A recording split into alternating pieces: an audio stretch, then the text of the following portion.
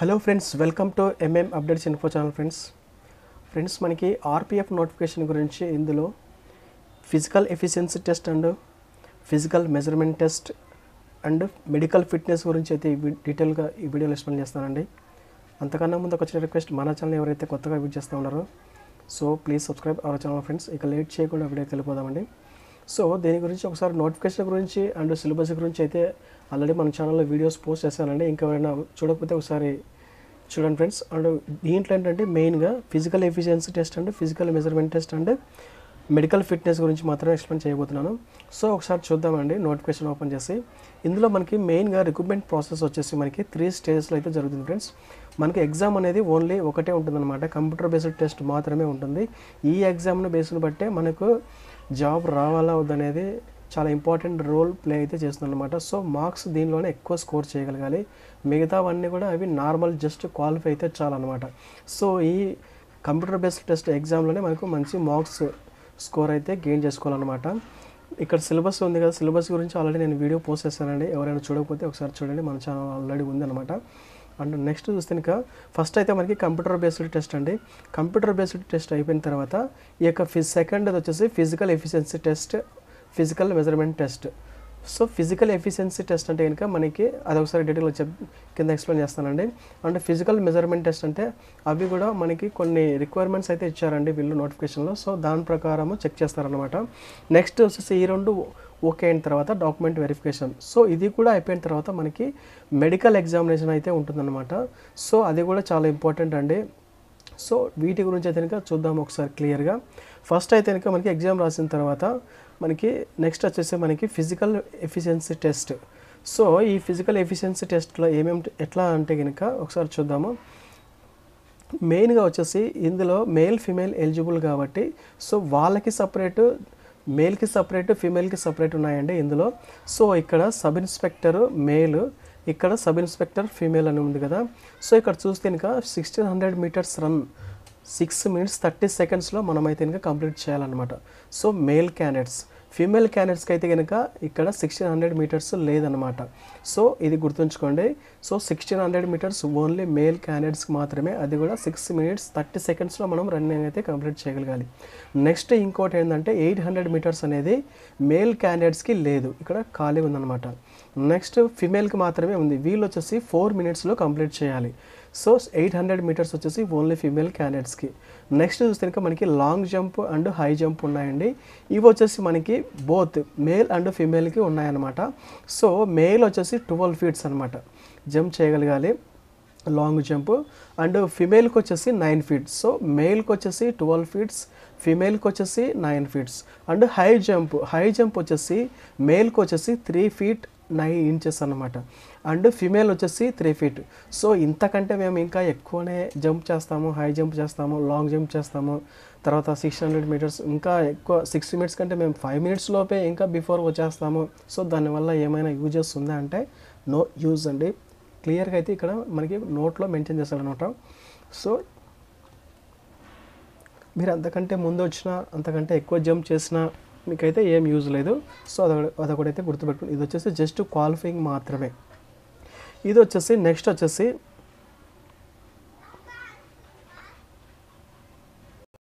వచ్చేసి ఫ్రెండ్స్ మనకి physical efficiency test అనమాట. సో ఇది వచ్చేసి ఫిజికల్ ఎఫిషియన్సీ టెస్ట్. మన యొక్క సామర్థ్యాన్ని వీళ్ళు టెస్ట్ చేస్తారనమాట. సో ఫిజికల్గా ఫిట్గా ఉన్నారా లేదా అనేది దీని ద్వారా తెలిసిపోతుంది అనమాట. ఇక్కడ ఫ్రెండ్స్ మనకి పిఎంటీ అనమాట, ఫిజికల్ మెజర్మెంట్ టెస్ట్ అనమాట. సో ఇక్కడ మనకి హైట్ వచ్చేసి మేల్కి ఫీమేల్కి చెక్ చేస్తారండి. సో ఇక్కడ చెస్ట్ వచ్చేసి మనకి only for male candidates. So ఇది ఒకటి అయితే గుర్తుపెట్టుకోండి. సో హైట్ వచ్చేసి మేల్కి ఫీమేల్కి చెక్ చేస్తారు, అండ్ చెస్ట్ ఎక్స్పాన్షన్ అన్ఎక్స్పాండెడ్ వచ్చేసి ఓన్లీ మేల్ క్యాండిడేట్స్ మాత్రమే చెక్ చేస్తారనమాట. సో ఇక్కడ మనకి 3 categories అయితే ఉన్నాయండి, unreserved, SC ST and some special categories అనమాట. సో గోక్రాసు, మరాఠాసు, డోగ్రాసు. సో వీళ్ళు స్పెసిఫైడ్ బై గవర్నమెంట్. సో వీళ్ళు అదర్ కేటగిరీస్ అనమాట. సో వీళ్ళు అనమాట ఇక్కడ 3 categories అయితే ఇచ్చారండి. సో ఇక్కడ హైట్ పరంగా చూసుకుంటే కనుక ఫస్ట్ మేల్కి చెక్ చేస్తే కనుక అన్రిజర్వ్డ్కి వచ్చేసి 165, తర్వాత ఎస్సీ ఎస్టీ వాళ్ళకు 160 ఉన్నా కూడా క్వాలిఫై అవుతారనమాట. అండ్ రిమైనింగ్ క్యాండిడేట్స్ ఎవరైతే ఉన్నారో వీళ్ళు స్పెసిఫైడ్ క్యాండిడేట్స్, వీళ్ళు వచ్చేసి 163 ఉండాలి. అండ్ ఇక్కడ ఫిమేల్ క్యాండిడేట్ చెక్ చేస్తే ఇంకా అన్రిజర్వ్డ్ 157 ఉండాలి. అండ్ ఎస్సీ ఎస్టీ వాళ్ళు అయితే ఇంకా 152 ఉన్నా కూడా సెట్ అయిపోతారు అనమాట, క్వాలిఫై అయిపోతారు. అండ్ రిమైనింగ్ క్యాండిడేట్స్ ఎవరైతే ఉన్నారో వాళ్ళు వచ్చేసి 155 ఉండాలి. ఇవి వచ్చేసి మనకి హైట్ వచ్చేసి మేల్ అండ్ ఫిమేల్కి. ఇక్కడ ఏదైతే చెస్ట్ ఉందో చెస్ట్ వచ్చేసి only for male candidates. And unreserved candidates వచ్చేసి అన్ఎక్స్పాండెడ్, నార్మల్గా ఉన్నప్పుడు అయితే 80 ఉండాలి చెస్ట్. అండ్ ఎక్స్పాండ్ అయితే ఊపిరి పీల్చుకున్నప్పుడు మనం 85 చెస్ట్ అనేది 5 సెంటీమీటర్స్ ఎక్స్పాండ్ అవ్వాలన్నమాట. సో 85 ఉండాలన్నమాట. ఇది వచ్చేసి అన్రిజర్వ్డ్ ఈడబ్ల్యూఎస్ ఓబీసీ క్యాండిడేట్స్కి అనమాట. ఎస్సీ ఎస్టీ వాళ్ళైతే ఇంకా 76.2 ఉన్నా క్వాలిఫై అవుతారు. అండ్ ఎక్స్పాండ్ అయినప్పుడు 81.2 ఉండాలి. అండ్ రిమైనింగ్ క్యాండిడేట్స్ ఎవరైతే ఉన్నారో స్పెషల్ కేటగిరీస్ వాళ్ళైతే కనుక 80 సెంటీమీటర్స్ ఉండాలి. అండ్ ఎక్స్పాండ్ అయినప్పుడు 85 సెంటీమీటర్స్ ఉండాలన్నమాట. సో ఇది వచ్చేసి ఫిజికల్ మెజర్మెంట్ టెస్ట్. అక్కడ మనం ఇందాక పైన చూస్తాం కదా, ఇవి వచ్చేసి physical efficiency test. So running, long jump, high jump, so ఇవి అనమాట. సో ఈ రెండు చెక్ చేసిన తర్వాత వీటిల్లో క్వాలిఫై అయిన తర్వాత నెక్స్ట్ మనకి డాక్యుమెంట్ వెరిఫికేషన్ ఉంటుందన్నమాట. డాక్యుమెంట్ వెరిఫికేషన్ అయిన తర్వాత మన సర్టిఫికేట్స్ అన్నీ ఖచ్చితంగా ఉండాలన్నమాట ఫ్రెండ్స్. ఇక్కడ డాక్యుమెంట్ వెరిఫికేషన్ కూడా ఏంటివేంటివి అనేవి వాడు క్లియర్గా ఇచ్చాడనమాట. ఒకసారి అవి కూడా చూద్దాము. ఇక్కడ మనకి ఫార్మాట్ ఆఫ్ సర్టిఫికేట్స్ అనేది ఇచ్చారనమాట, ఏమేమి ఉండాలి అంటే అనేది. సో ఇక్కడ మనకి ఏజ్ ప్రూఫ్ కోసం 10th క్లాస్ మార్క్ లిస్ట్ సరిపోతుంది. తర్వాత ఎడ్యుకేషన్ క్వాలిఫికేషన్ సర్టిఫికేట్, అదే 10th క్లాస్ సర్టిఫికేట్. నెక్స్ట్ వచ్చేసి ఇన్ కేసు ఎస్ఐ కాబట్టి గ్రాడ్యుయేషన్ సర్టిఫికేట్ ఉండాలి, 10th క్లాస్ మార్క్ లిస్ట్ ఉండాలి. నెక్స్ట్ వచ్చేసి ఎస్సీ ఎస్టీ క్యాస్ట్ సర్టిఫికేట్ ఉండాలి. నెక్స్ట్ వచ్చేసి discharge certificate of ex servicemen, ఇది వచ్చేసి ఎక్స్ సర్వీస్మెన్ వాళ్ళకి అనమాట. And 2 copies of self attested colour photograph. And next no objection certificate, ఎవరైతే జాబ్ చేస్తున్నారో గవర్నమెంట్ ఎంప్లాయీస్ ఎవరైతే ఉన్నారో వాళ్ళకి ఇది వర్తిస్తుంది అనమాట. ఇది వచ్చేసి domicile certificate wherever applicable. So ఎక్కడైతే అప్లికేబుల్ అవుతుందో అక్కడ మనకి నివాస ధృవీకరణ పత్రం ఉంటుందన్నమాట. అది ఇది వచ్చేసి certificate belong to EWS economical weaker section వాళ్ళకి. సో ఈ సర్టిఫికేట్స్ అయితే మనకి డాక్యుమెంట్ వెరిఫికేషన్లో అయితే కనుక ఉండాలన్నమాట. అండ్ నెక్స్ట్ చూస్తే ఇంకా ఫ్రెండ్స్ ఫైనల్గా వచ్చేసి మనకి మెడికల్ ఎగ్జామినేషన్స్ గురించి ఉంది కదా, సో అది కూడా ఒకసారి చూద్దామండి. ఇక్కడ చెక్ చేస్తే మనకి మెడికల్ ఎగ్జామినేషన్ అని ఇక్కడ మనకి ఆఫ్టర్ డాక్యుమెంట్ వెరిఫికేషన్ అయిపోయిన తర్వాత కంప్లీట్ అయిన తర్వాత మనకి మెడికల్ ఎగ్జామినేషన్ ఫైనల్గా జరుగుతుందన్నమాట. సో ఇక్కడ ఏంటంటే మనకి మెడికల్ కేటగిరీ B1 అనమాట. సో ఈ B1 స్టాండర్డ్స్ అయితే మనము కలిగి ఉండాలన్నమాట. సో అండ్ నెక్స్ట్ ఇక్కడ చూస్తే మనకి ఇంకా కొన్ని ఇచ్చారండి. సో ఇక్కడ చూస్తే మనకి wearing glasses or having flat foot, knock knee, తర్వాత ఇక్కడ squint eyes and colour blindness and other bodily infirmities are not eligible. So వీటిల్లో మనకి ఏదున్నా కూడా సో ఒకసారి చెక్ చేసుకోండి ఫ్రెండ్స్ మీరు అప్లై చేసే ముందు. సో ఇవన్నీ ఉండకూడదని మెన్షన్ చేశారనమాట. సో నాకు తెలిసిన ఇన్ఫర్మేషన్ ప్రకారం మెడికల్ ఎగ్జామినేషన్స్లో మెయిన్గా వచ్చేసి కలర్ బ్లైండ్నెస్ అయితే చెక్ చేస్తామని చెప్పారండి. సో కలర్ బ్లైండ్నెస్ ఉంటే ఇంకా చాలా కష్టం అండి.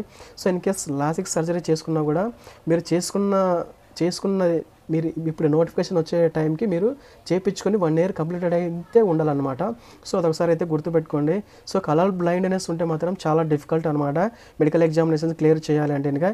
ఎందుకంటే ఫ్రెండ్స్ మనకి రైల్వేలో కంటి చూపు అనేది చాలా ఇంపార్టెంట్ అనమాట. ఫర్ ఎగ్జాంపుల్ ఈ సిగ్నల్స్ కానీ ఇవన్నీ ఏంటంటే వాళ్ళు బాగా ఐడెంటిఫై చేయాల్సి ఉంటుంది కాబట్టి సో కంటి చూపు అనేది మనకి జాబ్లో చాలా ఇంపార్టెంట్ కాబట్టి వాళ్ళు కలర్ బ్లైండ్నెస్ అనేది ఖచ్చితంగా చెక్ చేస్తారనమాట. సో ఒకసారి గుర్తుపెట్టుకోండి ఫ్రెండ్స్. అండ్ నెక్స్ట్ అవి ఎలా ఉంటాయి అనేది ఒకసారి మీకు ఇమేజెస్ చెక్ చేసి చూపిస్తాను అనమాట. సో ఫస్ట్ ఇక్కడ చూస్తే కనుక సో ఫ్రెండ్స్ ఇది వచ్చేసి నాక్ నీ అనమాట. సో నార్మల్గా అయితే కాళ్ళు ఇలా ఉంటాయి అనమాట. సో ఇన్ కేస్ బో లెగ్స్ అనమాట. సో ఇవి డిఫాల్ట్ ఉన్నవి. ఇది వచ్చేసి నాక్ నీస్ అని మెన్షన్ చేస్తారు కదా మనకి సర్టిఫికేట్ నోటిఫికేషన్లో. సో ఇలా ఉంటాయి అనమాట. నాక్ నీస్ అంటే ఇలా బెండ్ అయి ఉంటాయి అనమాట. సో ఇలా ఉండకూడదు అనమాట. యాక్చువల్గా మనకు రైట్ అయితే ఇలా ఉంటాయి అనమాట. సో అదైతే ఒకసారి చెక్ చేసుకోండి. సో బో లెగ్స్ అంటే ఇలా వచ్చి ఉంటాయి అనమాట. సో ఇలా వచ్చి ఉంటాయి. సో డిఫరెన్స్ అయితే అది ఫ్రెండ్స్. అండ్ నెక్స్ట్ చూస్తే ఇంకోటి ఉంది కదా, ఇది వచ్చేసి మనకి ఫ్లాట్ ఫుట్ అంటారు. సో ఇది కూడా చెక్ చేస్తారండి. మనకి నార్మల్ ఫుట్ అయితే ఈ విధంగా ఉంటుందన్నమాట, ఇలా ఉంటుంది normal foot. And flat foot అంటే ఇలా మధ్యలో గ్యాప్ ఏం లేకుండా ఇలా ఉంటుంది. సో డిఫరెన్స్ అయితే ఒకసారి చెక్ చేసుకోండి. సో ఇదే అనమాట. అండ్ ఒకసారి కళ్ళు కూడా చూద్దామండి. అంటే గ్లాసెస్ ఏం పెట్టుకోకూడదండి. సో అది కూడా చెక్ చేస్తారు. ఒకసారి ఇది కూడా చూద్దాము. సో స్క్వింట్ ఐస్ అనమాట. ఇది వచ్చేసి నార్మల్గా అయితే మనకి ఇలా ఉంటుందండి మనకి ఐస్. సో ఇక్కడ వచ్చేసి మనకి డిఫరెంట్గా ఇచ్చారండి. So ice turns inward, ice turns outward, ice turns upward, ice turns downward. So ఇలా మనకి ఏమైనా ఫాల్ట్ ఉంటే ఇలా ఇచ్చారనమాట. సో నార్మల్గా అయితే మనకి ఈ విధంగా ఉంటాయి, అది కూడా ఒకసారి చెక్ చేసుకోండి. సో ఇది కాకపోయినా మెయిన్గా మనం ఎక్కడ దొరికిపోతామంటే ఇక్కడ ఇంకో ఇమేజ్ ఉందండి. సో ఈ ఇమేజెస్లో మనకి దొరికిపోతాం అనమాట. సో మనకి డాక్టర్ దగ్గరికి వెళ్తే ఇంకా నార్మల్గా మనము బయట వెళ్ళినా కూడా వాళ్ళు ఇదే టెస్ట్ చేస్తారనమాట, మెడికల్ స్టాండర్డ్స్. ఇక్కడ కలర్ బ్లైండ్నెస్ చెక్ చేయాలంటే వాళ్ళు ఇలాంటి ఇమేజెస్ చూపిస్తారనమాట. చూపించి ఇందులో ఉన్న నెంబర్స్ చెప్పండి అని వాళ్ళు అడుగుతారనమాట. సో ఇక్కడ మనకి ఉన్నాయి కదా 12, 8, 6, 29, 57, తర్వాత 5, 3, 15, 74, 5, తర్వాత 6, 57, 5, 42, 45. సో ఇలా మనము నంబర్లు అనేది వాళ్ళ ముందర, డాక్టర్ల ముందర మనకి మెడికల్ ఎగ్జామ్ పోయినప్పుడు ఇక్కడ టకటక్ అనేది మనం చెప్పవలసి ఉందన్నమాట. సో ఇందులో ఏమాత్రం తేడా ఉన్నా కూడా కష్టం అవుతుంది అన్నమాట. వాళ్ళు మళ్ళీ ఏం చేస్తారంటే మెడికల్ ఎగ్జామినేషన్ వాళ్ళు అక్కడ నోట్ చేయడం జరుగుతుంది అనమాట. సో రీకనెక్ట్ చేస్తారనమాట. సో ఏంటంటే మనకి కలర్ బ్లైండ్నెస్ అనేది చాలా ఇంపార్టెంట్ అనమాట. సో అదింటే మాత్రం కష్టం అనమాట, మనం సెలెక్ట్ అవ్వడము, ఫిట్ కావడం చాలా కష్టం అనమాట. సో మెయిన్గా వచ్చేసి కలర్ బ్లైండ్నెస్ బాగా టెస్ట్ చేస్తారని నాకున్న ఇన్ఫర్మేషన్ ప్రకారం అదే అనమాట ఫ్రెండ్స్. సో అదే అనమాట ఫ్రెండ్స్, ఒకసారి చెక్ చేసుకోండి అప్లై చేసుకునేటప్పుడు. అండ్ ఫిజికల్ ఎఫిషియన్సీ టెస్ట్ కూడా, running, long jump, high jump కూడా మీరు డైలీ ప్రాక్టీస్ చేస్తుంటేనే మీకు అప్పటికి యూజ్ అవుతుంది అనమాట. ఎందుకంటే 1600 మీటర్స్ కొట్టాలి, మనకి టైం కూడా చాలా తక్కువ ఇచ్చాడనమాట. సో అదనమాట ఫ్రెండ్స్. అండ్ మీరు కంటిన్యూగా ప్రిపరేషన్ చేస్తున్నప్పుడే డైలీ 1 అవర్ అట్లా టైం పెట్టుకోండి ఈ ఫిజికల్ ఎఫిషియన్సీ టెస్ట్కి కూడా. సో ఇదే అనమాట, ఈవెంట్స్కి మనం ఒక 1 అవర్ ప్రాక్టీస్ చేస్తే అప్పుడు మనకి ఫైనల్గా ఈజీ అవుతుంది అనమాట. సో ఇదే అనమాట ఫ్రెండ్స్.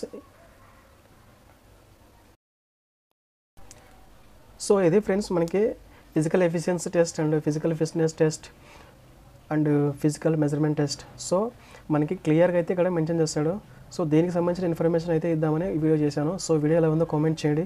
వీడియో కనుక నచ్చితే లైక్ చేయండి ఫ్రెండ్స్, సపోర్ట్ చేయండి. అండ్ మీ ఫ్రెండ్స్ ఎవరైనా ఉంటే వారు కూడా షేర్ చేయండి. Okay friends, thanks for watching.